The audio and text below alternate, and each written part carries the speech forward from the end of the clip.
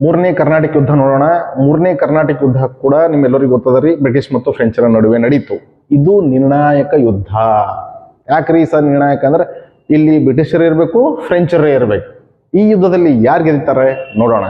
Students, ಈ ಯುದ್ಧ ನಡೀಲಿಕ್ಕೆ ಮುಖ್ಯ ಕಾರಣ ಏನಂತಂದ್ರೆ ಇಲ್ರಿ, ವಿಶ್ವದಲ್ಲಿಯೇ ಸಪ್ತವಾರ್ಷಿಕ ಯುದ್ಧಗಳು ನಡೆದಿರ್ತಾವ.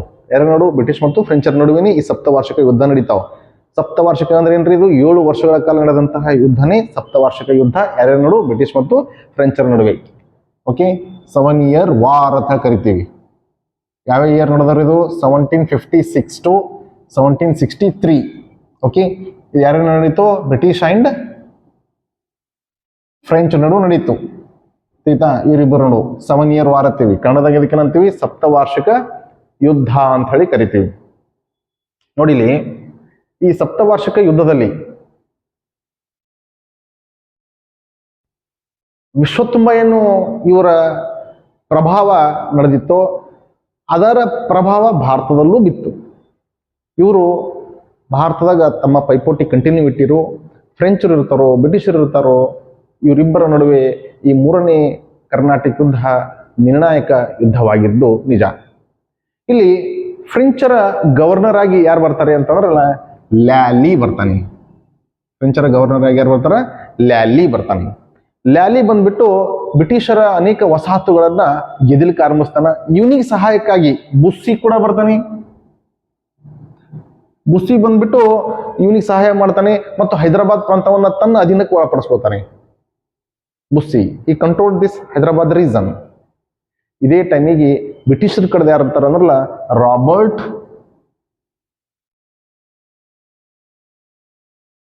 ಕ್ಲೈವ್ ಮತ್ತು ಸರ್ ಅಯರ್ ಕೂಟ್ ಇವರು ಇರ್ತಾರೆ. ಈ ಮಧ್ಯ ಸರ್ ಅಯರ್ ಕೂಟ ಈ ಲ್ಯಾಲಿಯನ್ನ ವಾಂಡಿವಾಶ್ ಎಂಬ ಪ್ರದೇಶದಲ್ಲಿ ಭೇಟಿ ಆತನ. ದೋಸ್ತಿಗೆ ಭೇಟಿ ಆಗಲ್ಲ, ಯುದ್ಧಕ್ಕೆ ಭೇಟಿ ಆತಾರೆ. ವಾಂಡಿವಾಶ್ ಎನ್ನುವ ಪ್ರದೇಶದಲ್ಲಿ ಬ್ರಿಟಿಷ್ ಅಧಿಕಾರಿ ಸರ್ ಅಯರ್ಕೂಟ್ ಮತ್ತು ಫ್ರೆಂಚ್ ಗವರ್ನರ್ ಲ್ಯಾಲಿ ನಡುವೆ ಯುದ್ಧ ನಡೆಯುತ್ತೆ. ಅದು ವಾಂಡಿವಾಶ್ ಯುದ್ಧ ಅಂತ ಫೇಮಸ್ ಅದ. ಈ ಮೂರನೇ ಕರ್ನಾಟಕ ಯುದ್ಧಕ್ಕೆ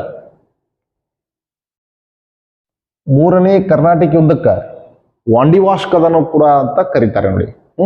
ಈ ವಾಂಡಿವಾಶ್ ಕದನದಲ್ಲಿ ಸರ್ ಅಯರ್ಕೂಟ್ ಲ್ಯಾಲಿಯನ್ನ ಸೋಲಿಸ್ಬಿಡ್ತಾನೆ.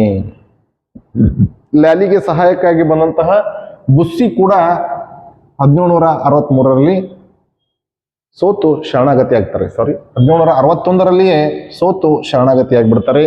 ಹೀಗೆ ಈ ವಾಂಡಿವಾಶ್ ಕದನ ಕೊನೆಗೊಳ್ಳುತ್ತದೆ. ವಾಂಡಿವಾಶ್ ಯುದ್ಧದಲ್ಲಿ ಫ್ರೆಂಚರು ತಮ್ಮನ್ನು ತಾವು ಬ್ರಿಟಿಷರಿಗೆ ಶರಣಾಗತಿಯಾಗಿ ಕೇವಲ ಪಾಂಡಿಚೇರಿಯಲ್ಲಿ ಮಾತ್ರ ತಮ್ಮ ಪ್ರದೇಶವಾಗಿ, ತನ್ನ ವಸಾಹತಾಗಿ ಆ ಪ್ರದೇಶಕ್ಕೆ ಮಾತ್ರ ಸೀಮಿತಗೊಂಡು ಉಳಿದು ಬಿಡ್ತಾರೆ ನೋಡಿ. ಹೀಗೆ ಭಾರತದಲ್ಲಿ ಮೂರನೇ ಕರ್ನಾಟಕ ಯುದ್ಧ ನಿರ್ಣಾಯಕ ಯುದ್ಧವಾಗಿದ್ದು, ಫ್ರೆಂಚರು ತಮ್ಮ ಅಸ್ತಿತ್ವವನ್ನು ಕಳೆದುಕೊಂಡು ಬ್ರಿಟಿಷರು ತಮ್ಮ ಸಾಮ್ರಾಜ್ಯದ ಅಡಿಪಾಯಕ್ಕೆ ಈ ಮೂರನೇ ಕರ್ನಾಟಕ ಯುದ್ಧ ಮುಖ್ಯ ಕಾರಣವಾಗುತ್ತೆ. ನಮಸ್ಕಾರ.